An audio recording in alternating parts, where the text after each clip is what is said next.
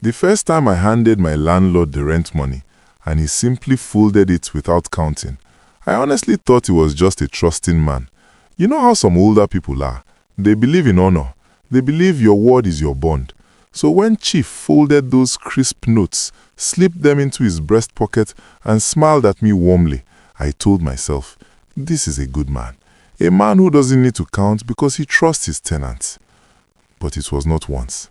It was every single month. I moved into Chief's compound 6 months ago. The rent was fair, the location was good, and the compound was always clean. Chief himself lived in the main building, a large house painted white with a wide veranda where he sat every evening in his rocking chair.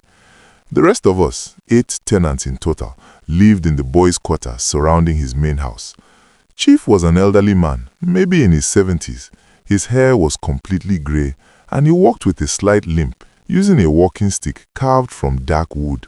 He was always polite, always smiling, always asking how we were doing. Every tenant loved him. We called him a good landlord, the kind you don't find easily in this city where landlords treat tenants like enemies. Every month, on the first day, Chief would visit each apartment to collect rent.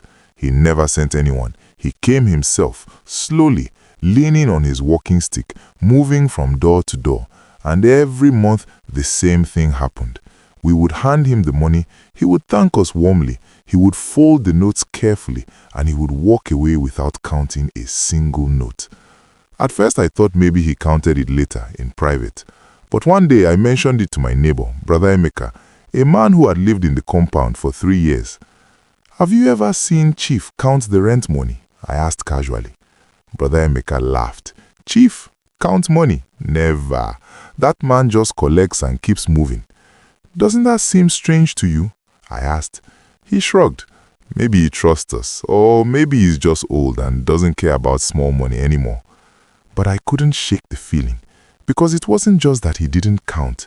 It was the way he held the money, the way he looked at it, like it was not the money itself that mattered, like he was collecting it for a different reason entirely.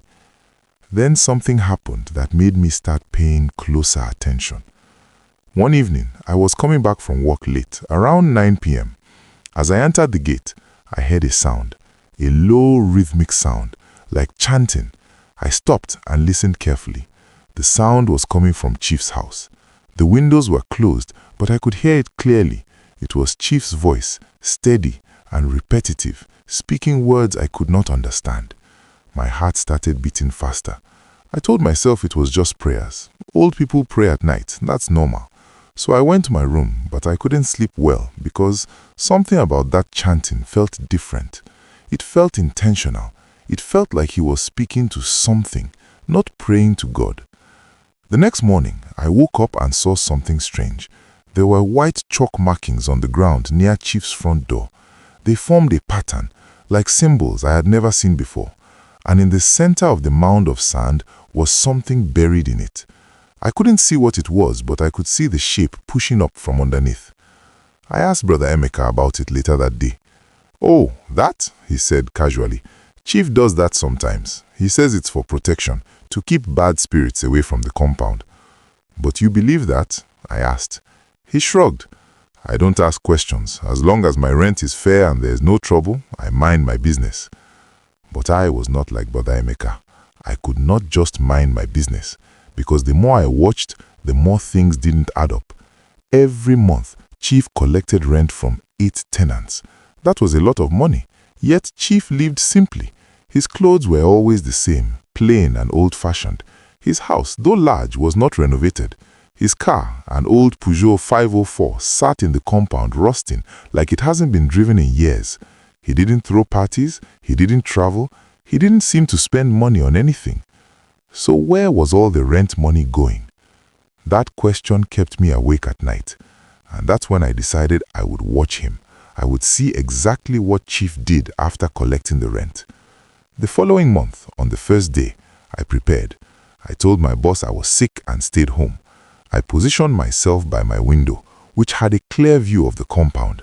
I watched as Chief moved slowly from apartment to apartment, collecting rent, folding money, smiling, thanking people. When he finished with the last tenant, he turned and walked back towards his house. I expected him to go inside, maybe sit down, maybe count the money in private, but he didn't. Instead, Chief walked past his front door. He walked around to the side of his house, towards the back, where the old boys' quarters used to be before they were demolished years ago. That area was overgrown with bushes and tall grass. Nobody went back there. My chest tightened. I quietly stepped out of my room and followed at a distance, hiding behind the wall of another building. I watched as Chief pushed aside some tall grass and disappeared into the bushes. I waited for a few seconds, then moved closer, carefully, quietly. My hands were shaking. My heart was pounding so hard I thought Chief might hear it. I crouched low and peered through the bushes. What I saw made my blood run cold. In the clearing behind his house, there was a small shrine. It was simple but deliberate. 3 large stones arranged in a triangle. In the center was a clay pot, blackened by fire and age. Around the pot were old coins, feathers, pieces of cloth, and what looked like bones, small animal bones. And Chief was kneeling in front of it. He carefully unfolded all the rent money he had collected that morning. One by one, he placed each bundle of notes on the ground in front of the clay pot, and then he began to speak. Not in English, not in Igbo, in a language that sounded ancient, guttural, heavy. His voice rose and fell in rhythm, like a chant, like a prayer, but darker, thicker. As he chanted, something happened that made my stomach turn. The money began to move, not by wind, not by accident. The notes lifted slightly, like something underneath was breathing, and then, slowly, they seemed to sink into the ground, as if the earth itself was swallowing them. Chief continued chanting, his eyes closed, his hands raised, and then he said something in English, clear and loud. "Take what is yours, protect what is mine, keep them blind, keep them bound." My whole body went stiff. Keep them blind, keep them bound. He was talking about us, the tenants. I backed away slowly, trying not to make a sound. My hands were trembling so badly I almost tripped over a root. But I managed to get back to my apartment without being seen. I locked the door, sat on my bed and just stared at the wall, breathing hard. What did I just see? My mind was racing. Chief was not just an old man. He was not just a trusting landlord. He was using our rent money for something dark, something spiritual. And whatever he was feeding in that shrine, it was not God. I wanted to pack my things and leave immediately. But where would I go? I just paid this month's rent. I had no savings left. And if I ran without understanding what was happening, what if it followed me? So, I made a decision. I needed to tell someone who would believe me, someone who could help. That evening, I went to Brother Emeka's apartment. I told him everything I had seen.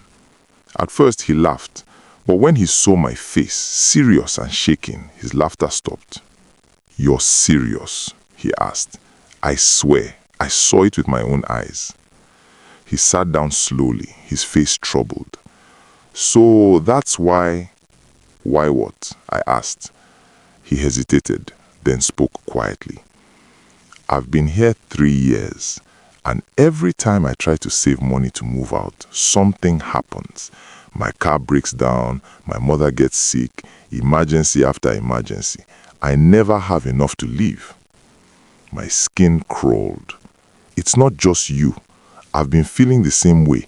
Every month I plan to save, but something always comes up." We stared at each other, the realization settling in like a heavy stone.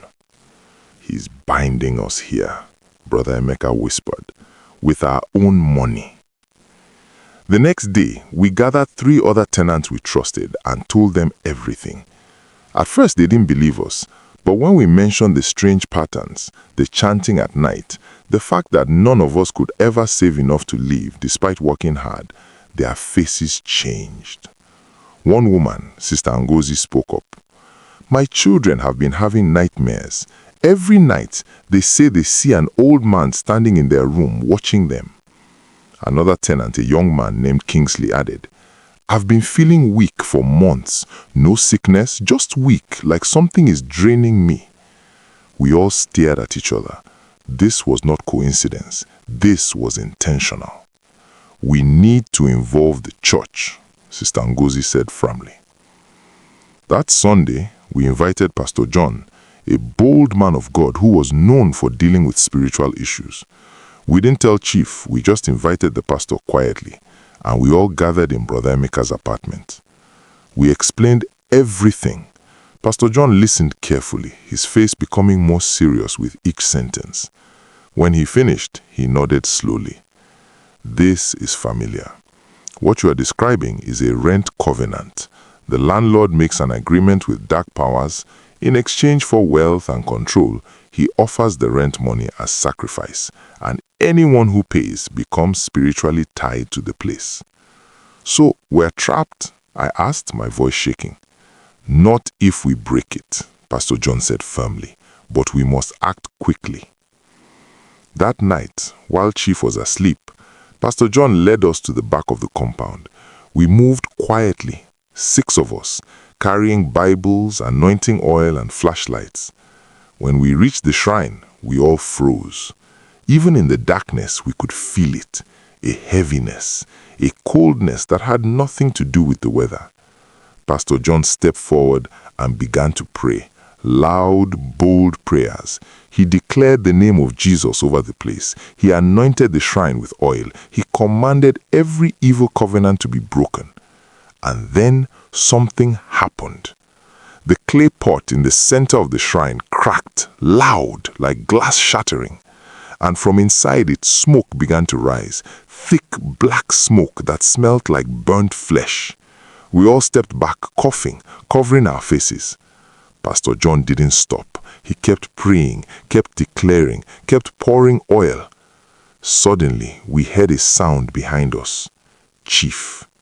He was standing there, in his white nightgown, leaning on his walking stick, his face twisted with anger and something else, fear. "What are you doing?" he shouted, his voice shaking. Pastor John turned to him calmly. "We are setting these people free." Chief's eyes widened. "You don't know what you are doing. You will destroy everything. You will bring trouble to this place." "The trouble is already here," Pastor John said firmly, "and it ends tonight." Chief tried to move forward, but his legs gave way. He stumbled and fell to his knees, crying out, not in pain, in desperation. "Please," he begged, "don't break it. I'll lose everything. I'll have nothing." Pastor John knelt beside him. "You already have nothing. You traded your soul for control, and now it's time to let go." Chief wept like a child, and slowly, painfully, he began to confess. He told us how he made the covenant 30 years ago after losing everything in a business deal. How a man promised him wealth if he would dedicate his properties to the shrine. How every tenant who paid rent was unknowingly feeding the covenant. And the money was never for him. It was for the powers that kept him alive, kept him in control, kept him standing. "I wanted to stop," he cried, "but I didn't know how." Pastor John prayed over him, long, deep prayers, and as he prayed, something broke. You could feel it in the air. The heaviness lifted, the coldness disappeared, and Chief collapsed, exhausted but free. The next morning, we gathered in the compound. Chief, now weak and frail, called all the tenants together. With tears in his eyes, he apologized. He returned the rent money to each of us, money he claimed he didn't have but somehow appeared, and he told us we were free to go. No bondage, no trap, no hidden covenant. Most of us left within the month. I moved to a new place, a smaller room, but with peace. And for the first time in 6 months, I could save money, I could sleep well, I could breathe freely. Chief never collected rent again. He sold the property and moved to the village. I heard later that he gave his life to Christ and now spends his days warning people about the dangers of covenant money. As for me, I learned something that changed my life forever. Not every smile is safe. Not every good deal is good. And if something feels off, even if you can't explain it, trust your spirit, because some traps are not built with chains. They are built with comfort, low rent, and a landlord who never counts the money.